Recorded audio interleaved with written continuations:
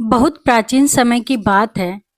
हिमालय पर्वत की गुफाओं के बीच देवताओं की धरती कैलाश के समीप एक छोटी सी राजकुमारी जन्म लेती हैं। उनका नाम था पार्वती। वो कोई साधारण कन्या नहीं थी, बल्कि दक्ष प्रजापति की पुत्री सती के पुनर्जन्म रूप में जन्मी थी। पिछले जन्म में उन्होंने भगवान शिव से विवाह किया था, लेकिन पिता की अवहेलना के कारण उन्होंने योग अग्नि में स्वयं को भस्म कर लिया था। अब इस जन्म में उनका केवल एक ही लक्ष्य था, फिर से भगवान शिव को पति के रूप में प्राप्त करना। बालिका पार्वती बचपन से ही भगवान शिव की मूर्तियों के समक्ष बैठकर ध्यान करती, उन्हें पुष्प अर्पण करती और उनके भजन गाती। जब उनकी उम्र विवाह योग्य हुई तो हिमालय राज ने सोचा कि वे पार्वती का विवाह किसी योग्य राजकुमार से कर दे। लेकिन पार्वती ने स्पष्ट कहा, पिता, मेरा हृदय, आत्मा और संकल्प केवल भगवान शिव को समर्पित है।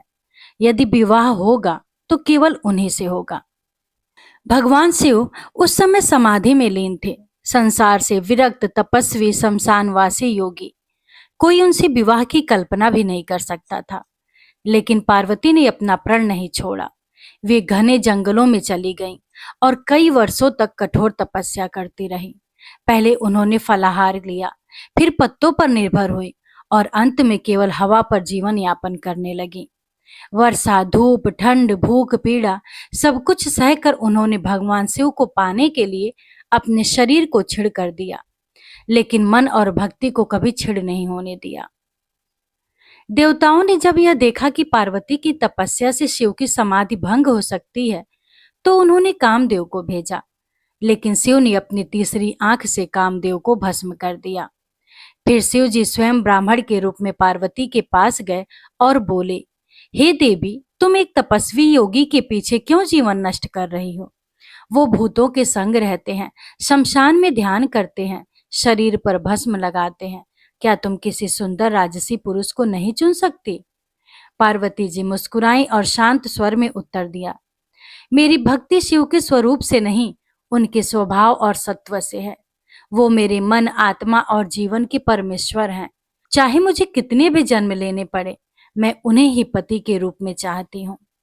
पार्वती की यह अटूट भक्ति, धैर्य और तपस्या देखकर शिव जी भावुक हो उठे। उन्होंने अपना ब्राह्मण रूप त्याग कर अपने असली स्वरूप में प्रकट होकर कहा, हे पार्वती, तुम्हारा यह प्रेम और तपस्या मेरे हृदय को स्पर्श कर गया। अब मैं तुम्हारा और तुम मेरी हो। फिर उन्होंने विधि पूर्वक पार्वती का हाथ थामा और उन्हें अपनी अर्धांगिनी बनाया। देवताओं ने पुष्प वर्षा की, ऋषि मुनियों ने स्तुति की और शिव पार्वती का अलौकिक विवाह संपन्न हुआ।